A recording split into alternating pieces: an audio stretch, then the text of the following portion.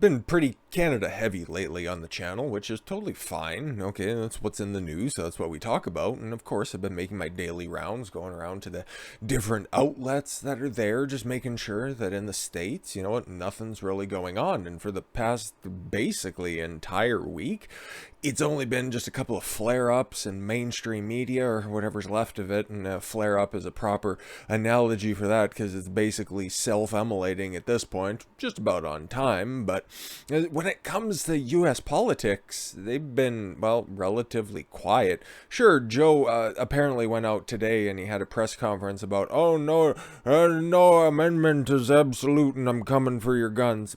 Sure you are, Joe. It's just going to be another catastrophic failure for you. Just like what other Joe had to say here. Manchin, he's like, okay, Build Back Better is dead. We know.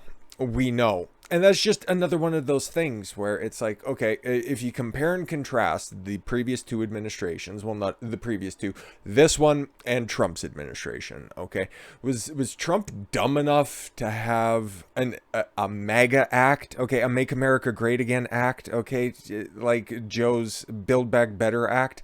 That was his entire campaign slogan. Everything was built around Build Back Better. He had the backing, okay, he had all the flagging, all of his very organic signs that were out there all had Build Back Better on it, and then as soon as it fucking the rubber has to hit the road, it fails in spectacular fashion. Okay, Trump didn't do that because he was a master at marketing, and the only people who care about public optics like this are the Democrats at this high level, and they were dumb enough to do something that they knew that was going to be destined to fail. Why would you do that? Obama, okay, if you wanted to go even further back than that, he didn't have a Hope Act. He didn't have a Change Act. He had a bunch of stupidly named acts. The Dreamer Acts. No, they're Anchor Baby Acts, okay? Just be fucking honest with people. But that's the reason why everybody was fed up, and that's what led to Trump to begin with. But this isn't all about Orange Man, okay? This is about the failings of Joe Biden.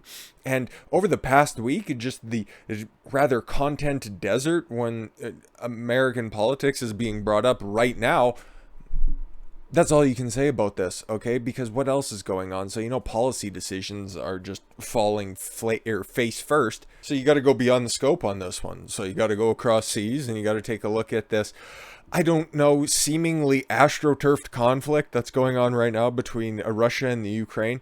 Yeah, they continue to battle back and forth, and they're going to for literally ever, okay? It's like that overbearing mother and then the kid that just leaves home every once in a while, okay? Whenever the kid fucking trips up, Ukraine's the kid in this situation, obviously.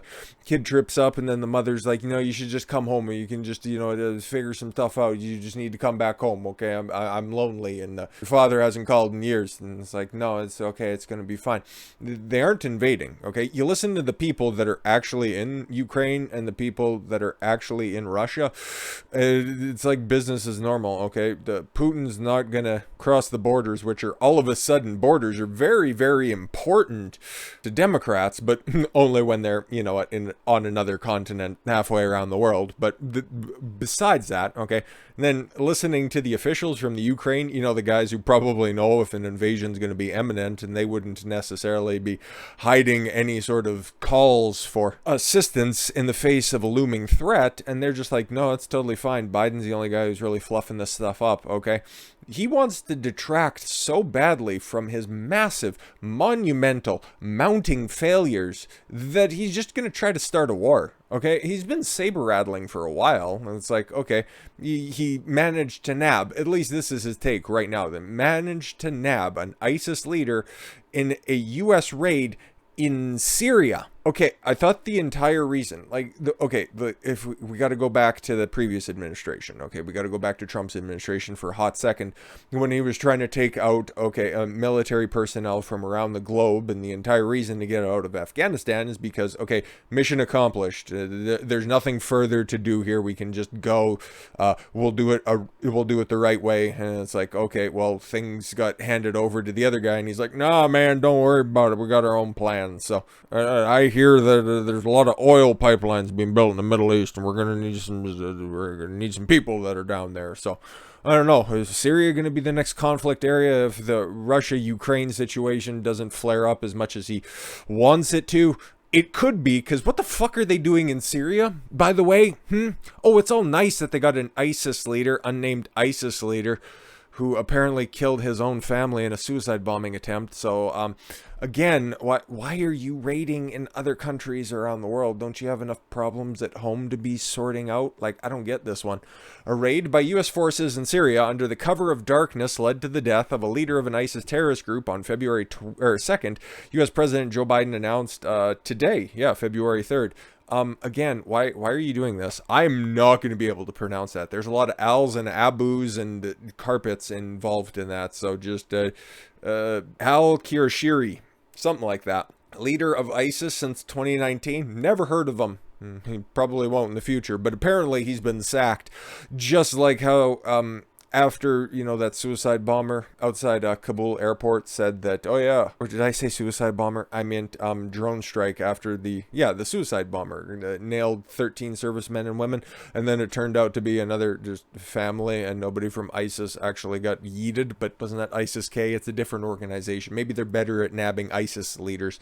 Was the target of the operation in northwest Syria. Why are you going there? Pentagon spokesman, don't want to misgender John Kirby, said that the mission was carried out by U.S. Special Force Operation Forces under the control of the U.S. Central Command, but yet there's still Americans that are there and haven't been released, and Biden's having to beg the Taliban to release them. Something he has in common with some of his other counterparts, but we're going to get to her tomorrow. So, okay, is he trying to establish a presence in Syria in order to carry out an overthrow there? Or where the fuck are you doing this? Yeah, it's nice that you got a potential ISIS leader, but ISIS was dormant until you fucked everything up in the Middle East. So, okay, what about the guys who are actually there? The people that you actually didn't care about, Madison Cawthorn, okay, like him or not, I tend to think he's a bit of a pisser. He was in, like, the Iraq and such as on active duty, and now he's taking a look at this, quote-unquote, conflict over in Russia, and he's wondering out loud what everybody else is thinking. What is this geriatric despot? Which is just, gorgeous phrasing. Whoever wrote that for him, and if it comes from Cawthorn, who's a bit of a linguist himself, congratulations, because that's just terrific. That stings, and it's memorable. You love to see it. And an idiot, you just sometimes got to rely on your old bag of tricks on that one, who deserves the middle finger. Okay, listen, you started off on a high note, and then you just, kind of careened down as well. We should have installed brakes on the wheelchair. In a fiery House floor speech on sending 3,000 troops to Eastern Europe. They're not needed. They're not needed. Everybody's like, it's fine. And Joe's like, no, it's not. We're trying to make World War III. And it's like, well, nobody wants to play. Oh, they will when they get there. Madison Cawthorn, 26 years old, and he has more sense than somebody. Okay, fair enough. Who's 53 years his elder. Both of these people are in public office. Term limits when? On Wednesday for approving the deployment of 3,000 troops to Europe. As a freshman representative described the president as a geriatric despot and idiot. Where's the lie? Madam Speaker, the sons and daughters of America are not foot soldiers for your party's inept geriatric despot. Oh, God, that's actually worse than what you guys quoted. You should have just drug it out a little bit. The Republican representative said during a floor speech Wednesday, they are not expendable pawns to be dispatched at the whims of an idiot, tossed carelessly across the world to godforsaken caves and bloody sandboxes. Wow. Oh, they are Americans worthy of honor and dignity. The only salute from that. Oh my God, I know where this middle finger comes from. Oh my God, the only salute from them Joe Biden deserves involves one finger, he added. Wow. This should be played on a fucking loop. Cawthorn is a staunch Trump ally. Okay, cool. Why don't you just finish quoting his statement? But I guess he's just spitting far too many facts for you people. Some of Cawthorn's controversial stances and comments include backing Trump's claim the 2020 election was the most safe and secure of all time. What? I can hardly believe that. And calling COVID-19 vaccine mandates modern-day segregation. Again, you say controversial, I say based and red-pilled. The North Carolina representative also recently made headlines when he was seen cleaning a gun during a Zoom meeting with veterans. he was appealing to the crowd. What are you what are you doing? Okay, remember what he was also doing for veterans. Okay, actually active duty service members. Okay, remember when there were troops stationed around the Capitol, around the White House, and there were barbed wire topped chain link fences out there. You remember that? That was early in Biden's presidency regime, whatever the fuck you want to call it. Remember when those National Guardsmen that were there because of a looming threat, no threat ever materialized, except for the crazy leftist who ran his vehicle into barricades and injured, and did he kill a police officer? But yeah, no, that got swept under the rug when they realized that, oh fuck, the guy who perpetrated that and the guy who was driving the vehicle, oh, the wrong shade of color. Just like what they did with the fucking Waukesha SUV, right? Yeah, it's just the SUV who ran through that parade of old white people, right? Yeah, of course. No, Madison Cawthorn went and seen the conditions that this motherfucker, this geriatric despot, was keeping the National Guards troop in the underground garage. No cots, no blankets, no, just sleep on your packs, it'll totally be fine. And food, yeah, we'll get back to you on that one. What did Cawthorn do? Call up the fucking local pizza joint and then bring stacks and stacks and actually thank them for being there for reasons, saying that it's kind of stupid that you guys are here, but we're glad that you're here, and here, somebody's got to, step up and do something good for you. A lot of other members of Congress also stepped up too, and I just don't want to, make it seem like Cawthorn was the only one who did anything about it. Like, even, okay, I don't know, a broken clock is right twice a day, and AOC is even like, well, I've got so many places that you guys can stay, and it's not like I'm going to be in Washington anytime soon, because I experienced such a traumatic event, at least that's what I tell people, on January 6th, that I'm not anywhere near there. But she did offer up her office for the, places for these car cosplayers to go.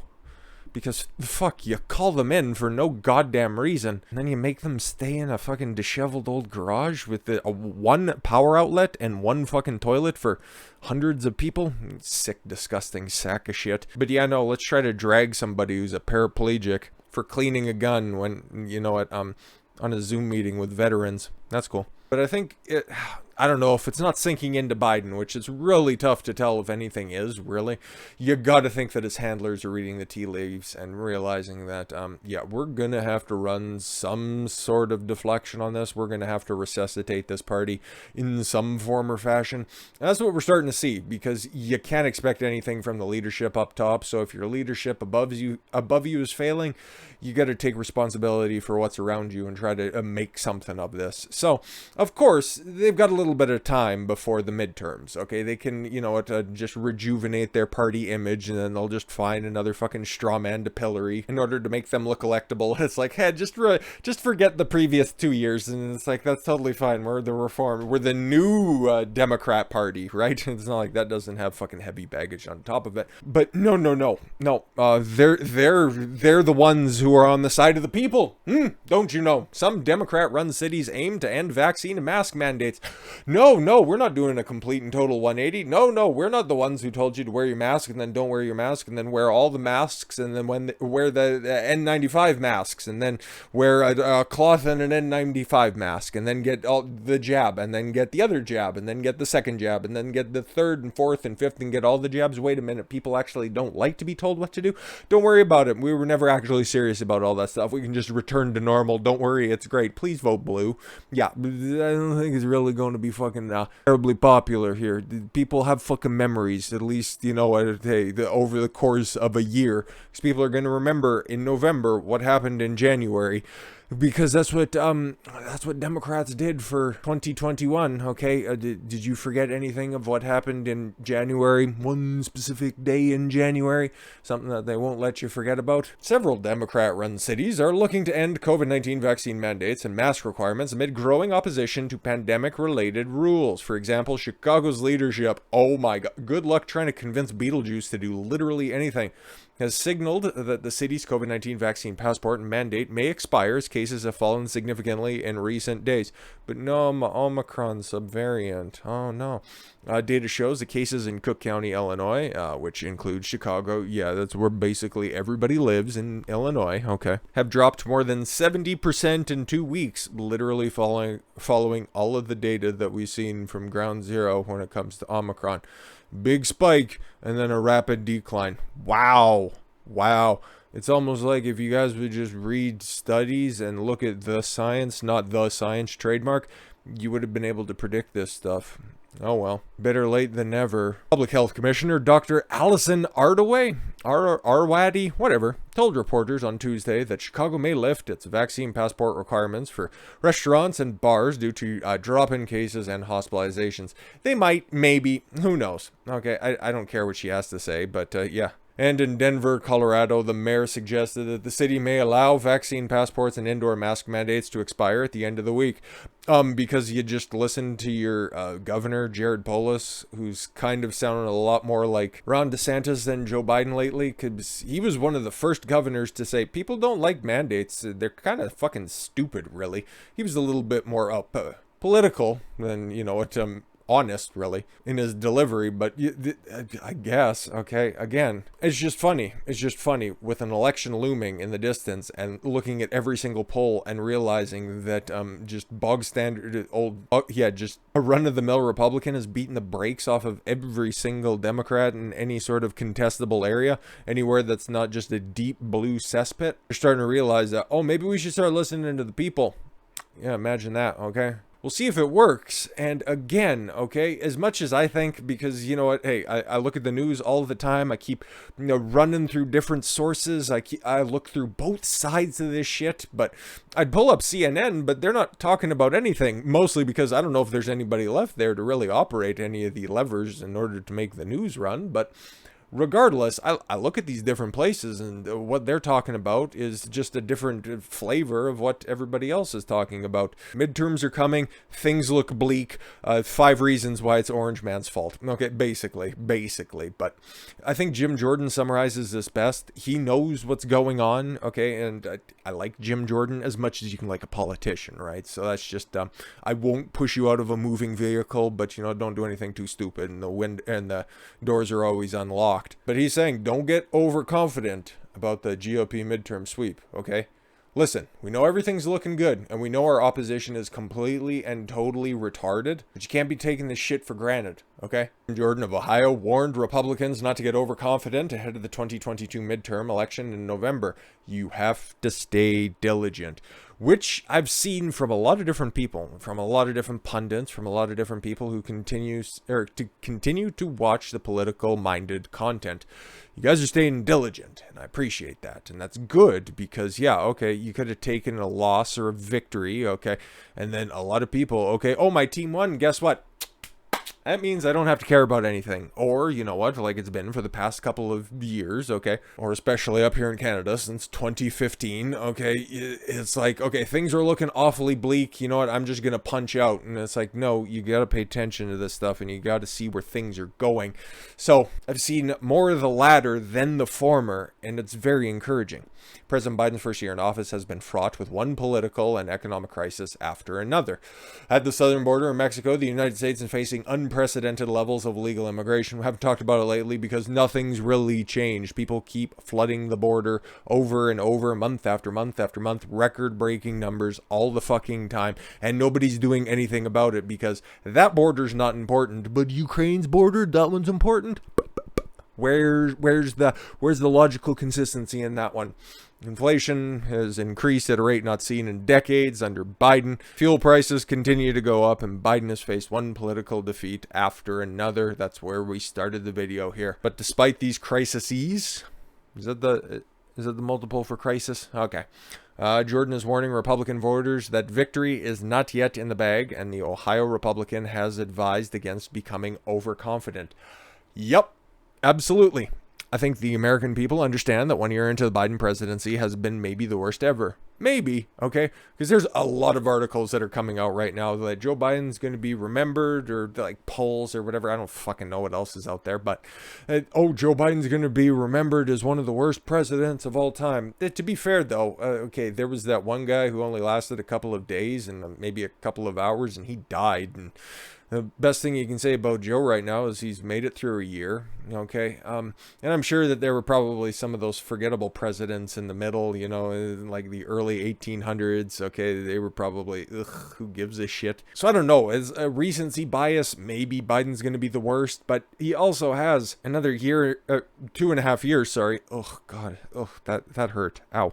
But he could still pull it around. I'm hoping for it. You know what? I don't want anybody to fail purposely, and I don't want another repeat of 2021. And you'd have to think the White House is seeing the effects of that fucking failure, so they're either just going to stop doing that, or they're going to try to reverse course and figure some stuff out, because I couldn't imagine them actually doubling down and thinking that they did a good job in the first year. Could you? I don't really know. I guess the first big hurdle that we're going to see is what happens with the Supreme Court nominee pick. It's like if it's going to be somebody incredibly radical, which I don't really know if it's going to be or not, because we're never going to get a list of candidates until the one nominee shows up, and then we'll, I don't know, have her history extensively dragged. All we know right now is that it's not going to be the most competent. It's not going to be the most qualified. It's going to be the blackest, most female-y. You know, that's going to be the policy decision-making ideology going forward, and that's going to be one certainty. But if you kick back and you realize that, yeah, oh no, everything,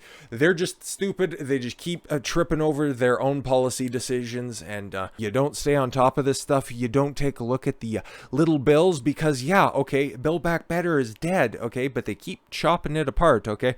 Remember those voting rights acts that seem to just continue to roll through the Senate? Oh yeah, they keep getting voted down, but what are those other bills that keep showing up? Okay, because there's another one that we're going to be talking about over the weekend as well, where they're still trying to pass voting rights, just under a different way, through different means and methods. That's still their stated intent. So if you don't stay on top of this, that's what Jim Jordan is saying.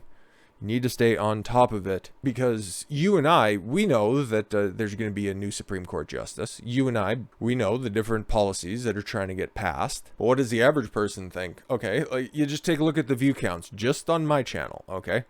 Some things do relatively well on the channel, and then other things don't. And the announcement that Breyer is stepping down, which is big news, okay? Doesn't do all that well, okay? Like, even just on mainstream networks, okay? Mainstream channels, rather.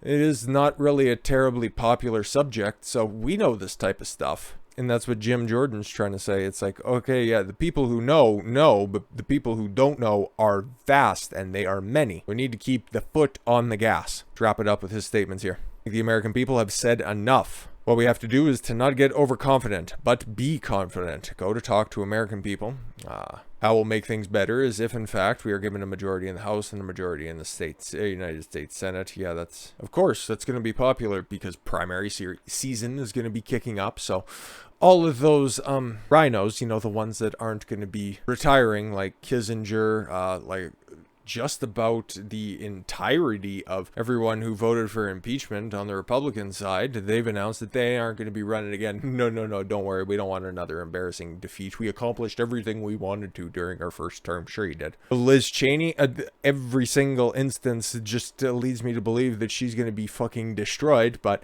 if it's closer than it should be, okay, like if it isn't a complete and total fucking blowout, if she's not defeated by like 75%, okay, because the name Cheney does have name recognition with just old, I vote for Republican, down the ballot, it doesn't much matter. Oh, I see Cheney. Cheney's a name in the Republican Party that I know, and then just vote for that, especially in Wyoming, where I don't know the people, but I know that the housing market is just prime for the taking. But if the people who would be voting in Republican primaries, you know, the people who are a little bit more politically minded than just your average person, if there's not a big change there's not a big sweep that happens there, you're going to know that the messaging isn't quite ringing true, and that could spell disaster come November, okay?